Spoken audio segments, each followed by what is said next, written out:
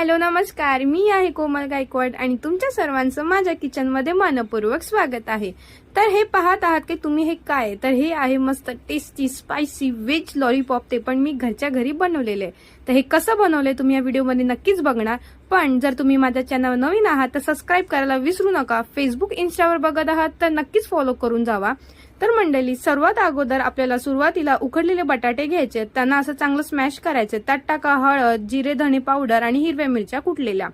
आता त्यानंतरला टाका ह्याच्यामध्ये किसलेलं गाजर, बीटरूट आणि बारीक कांदा आणि बारीक चिरलेली हिरव्या मिरच्या। त्यानंतर त्यांना असं चांगलं एकजीव करून घ्या। मग आपण त्याच्यामध्ये टाकणार कॉर्नफ्लोअर। कॉर्नफ्लोअर आपण यासाठी टाकणार की याने काय होणार, ते लॉलीपॉप क्रिस्पी होणार। मग आपण ह्याच्यामध्ये टाकणार आहे ब्रेडचा चुरा म्हणजे ब्रेड क्रम्स। ते टाकल्याच्यानंतर थोडंसं चवीनुसार मीठ टाका आणि मस्त चांगलं एकजीव करून घ्या। एकजीव म्हणजे आपलं चांगलं ह्याचा पीठ तयार करायचं आहे। आणि त्यानंतरला मग असं आईस्क्रीमची पट्टी घ्या म्हणजे पॉप्सिकल स्टिक, आणि त्यामध्ये असं गोल गोल गोल गोल करा आणि लॉलीपॉपचं शेप द्या।